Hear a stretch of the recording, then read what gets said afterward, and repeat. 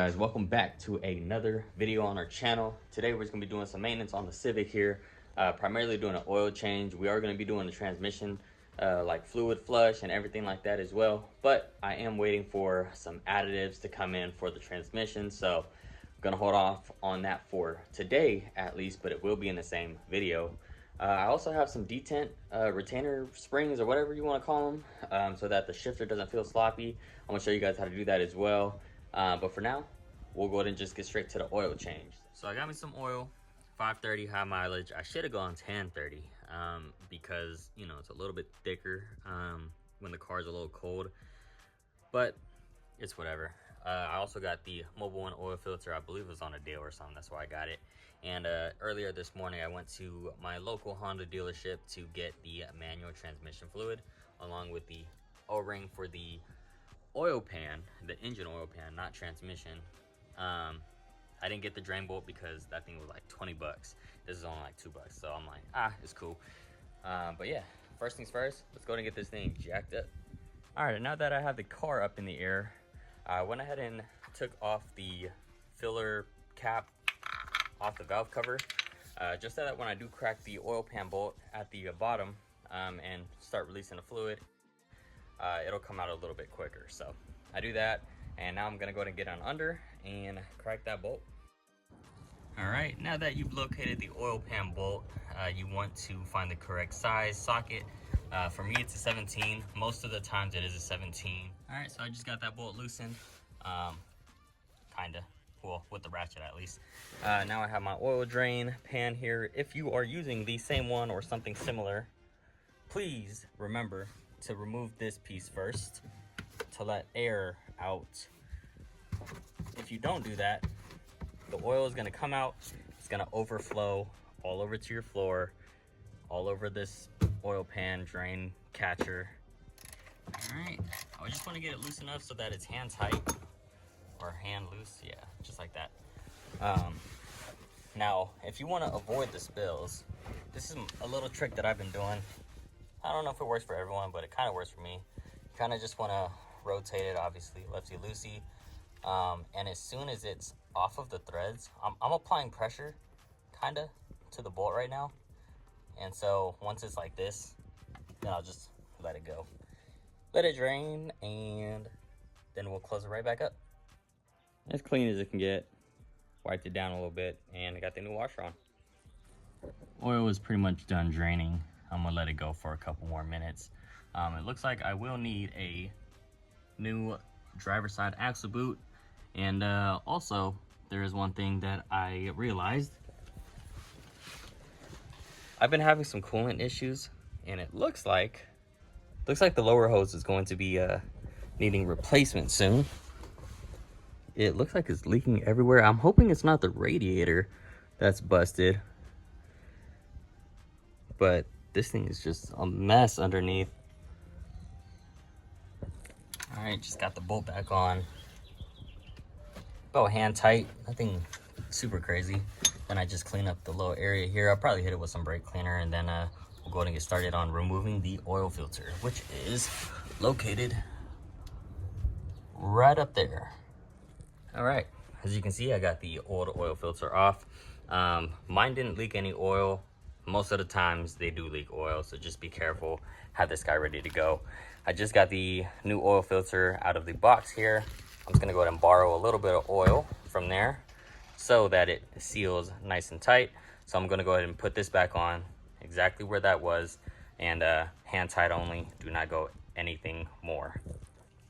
And just like that, was able to get that filter in, but now we can go ahead and lower the vehicle and start putting oil in it. All right, I lied. I still need to do some work underneath the vehicle, so I did not put it down yet. I've been having some like rattling noises, higher RPMs when driving this car, primarily near the shift linkage. So while I was under here, I found out that this bolt right there and on the other side, they are loose. So I'm just gonna tighten those up, and hopefully that rattling noise goes away. Very tight window, but I was able to get those tightened. Oh, geez. While I was down here, I did see that the exhaust hanger was not connected, but The reason why I believe that is because the exhaust would touch the shift linkage. So I'm just gonna leave it like this.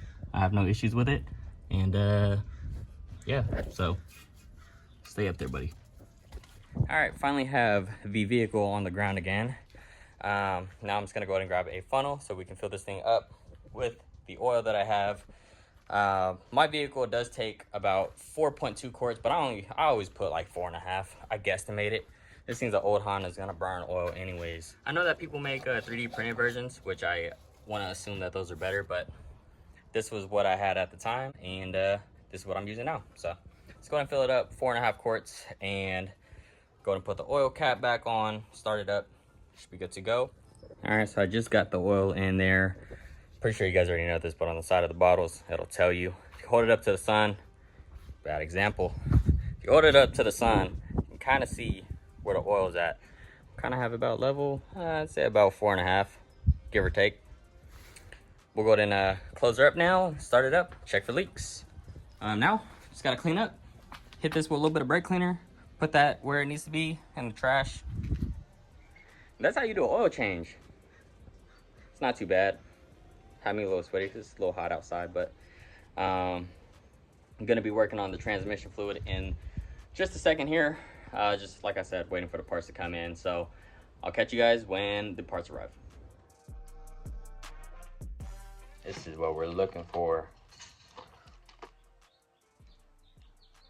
Got some detent springs here. Gonna be installing those. So let's go ahead and get straight to it. I just got home from work, so the engine is very hot. I'm gonna let it cool down for a little bit. Then we'll lift it up and get straight to work. Once again, we have our manual transmission fluid here. For this vehicle, it takes about maybe 2.5 quarts or so. And then I have 1 quart of the red line additive. What I'll be doing is throwing this in first, and then I'll throw in this quart, and then I'll put in this one until it overflows. And then I have this oil filter funnel tool again, but this time I kind of modified it so that I can feed it from the top of the engine bay all the way to the drain bolt, which I'll show you guys later. So let's go ahead and get on under so that we can drain the fluid. All right, and this is the bolt here that you want to go ahead and loosen. And then right up here is a 17mm bolt that we'll also loosen so that we can fill the fluid up. But let's go ahead and get this broken first so we can drain the fluid.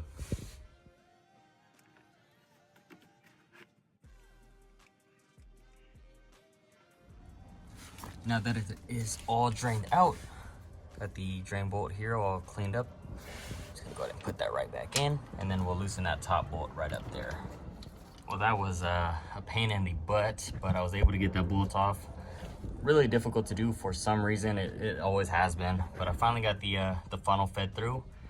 That's why I have that little plastic piece right there that bends so that I can feed it into that hole. And then I'll go ahead and put fluid in from the top. But before then, might as well install this, right, while there's no fluid in it, so that no fluid leaks from the bolts.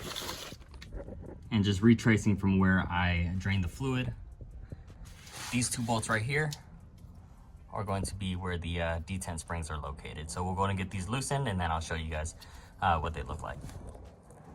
And here they are here. So these little balls, don't want to lose those. And then we're just gonna go ahead and take the spring out and just put the new one in and reinstall it with the ball on top. And here's a little quick comparison. These are the old ones, pretty bouncy. And these are the new ones here. Very difficult to kind of pinch. Mine only takes 2, so I have 2 out of the package there. And the reason why there's an extra one is because some applications take 3. I believe like K series, H series maybe. And I think single cam only takes 1. So if it does, I'm gonna give this to my brother for his CRX. Got the new springs in, and they are ready to be reinstalled. All right, that is all good. Ready to go.